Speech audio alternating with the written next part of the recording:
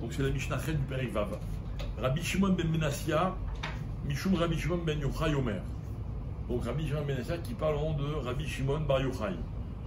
Il dit Anoï, Veakoar. Alors on traduit. Anoï, c'est quoi Anoï?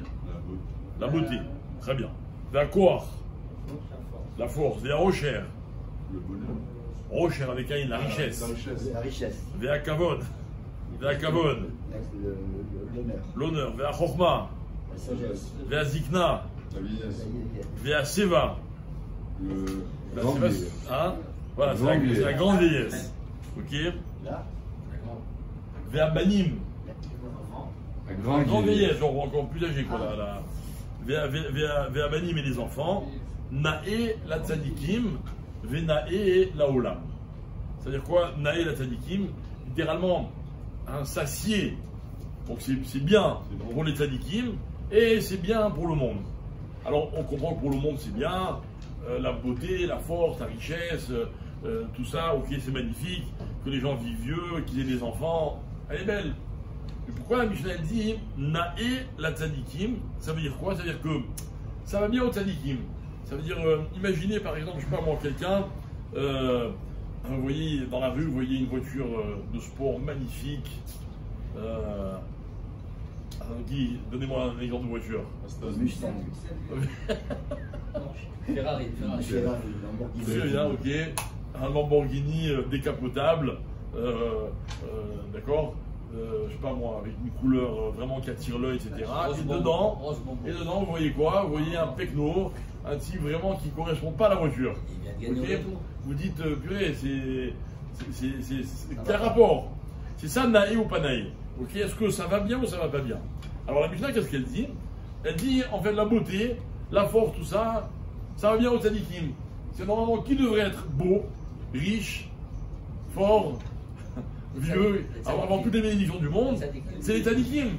Pourquoi? Et les autres, les pauvres? Au contraire, la vérité, qu'est-ce qui vous semble plus logique? Un beau tzaddik ou un beau pas très tzaddik? Okay. Alors, voilà la Lamborghini.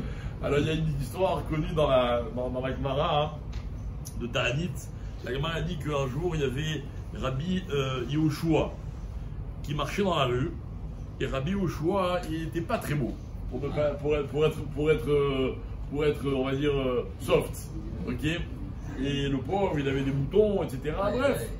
Et il croise la fille de César.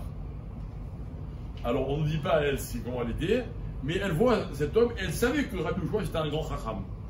Alors elle lui dit c'est incroyable, hein, une si belle sagesse dans un récipient aussi vilain. D'accord. Alors ma mère elle est étonnée du décalage qu'il y a entre la beauté intérieure de Rabbi Yehoshua et le manque de beauté extérieure. Alors Rabbi Yehoshua, il n'est pas, comment on dit, il n'est pas resté en... il dit, dis-moi, ton père, il a du vin de grande qualité. Il dit, mon père c'est César, évidemment, il a des... Et il dit, mais dans quoi il garde le vin? Il dit, il le garde dans des tonneaux en argile, parce que voilà, c'est comme ça qu'on gardait le vin. Alors il lui dit, c'est beau les tonneaux en argile? Il dit, ah mais c'est pas très beau. Il dit, mais moi je pense que ton père, étant donné qu'il a du bon vin, c'est César, il devrait garder le vin dans des récipients en or, en argent. Ah, elle dit, ouais, t'as raison. Elle rentre au palais, elle ordonne à tous les serviteurs de transvaser le vin, le grand vin, les grands vins qu'il avait, dans des fûts en or et en argent. Évidemment, le vin a tourné, le César demande qu'est-ce qui se passe, on dit c'est ta fille qui a dit, il appelle sa fille, c'est pas moi, c'est Rabbi Yehoshua. On convoque Rabbi Yehoshua. Rabbi Yehoshua, comment tu as pu te conseiller à ma fille de stocker le vin dans des fûts? Elle dit, Rabbi Yehoshua, il dit, mais moi, j'ai pas conseillé. J'ai juste dit qu'il me semblait plus logique, puisque ta fille m'avait demandé comment je puis être aussi sage et aussi laid à la fois. Alors, le roi, il a compris, évidemment, la fille de César, elle a compris encore mieux la leçon que donnait Rabbi Yehoshua. Mais la Gemara n'en reste pas là. La Gemara dit, ah bon, pourquoi il dit ça Rabbi Yehoshua? On n'a jamais vu des tzadikim qui étaient beaux. Il y a des tzadikim, bon, vous n'en connaissez pas vous, mais il y a des tzadikim qui sont beaux. Enfin, vous ne connaissez pas de tzadikim, quoi, ça je veux dire. Ok? Il y a des tzadikim qui sont beaux, demande la Gemara. Qu'est-ce qu'elle dit la Gemara? La Gemara elle dit, mais s'ils n'avaient pas été beaux, ils auraient été encore plus grands. Ok? Tosfot il explique. Tosfot il dit en fait, le problème de la beauté, c'est que, vous demandez à ceux qui sont beaux, hein, vous ne pouvez pas savoir, mais le problème de la beauté, c'est qu'il paraît que ceux qui sont beaux, regardez, non, franchement, ceux qui sont beaux, ils n'ont pas besoin de se coiffer. Il a besoin de ça pour être beau. Voilà, ceux qui sont beaux, automatiquement, vont accorder de l'importance à la beauté. Et Tosfot va expliquer que, en fait, c'est quand on accorde de l'importance à la beauté que la beauté devient dangereuse. Mais quoi dangereuse? Pas que le préserve ça va faire fauter l'homme, obligatoirement. Hein, ça va l'empêcher de grandir. Parce que pour grandir dans la vie, il faut savoir donner aux choses l'importance qu'elles méritent. Et le malheureux, le beau, ben, il va être piégé par sa propre beauté. Alors en fait, on comprend maintenant l'enseignement de Rabbi Shimon ben Menassia au nom de Rabbi Shimon bar Yochai.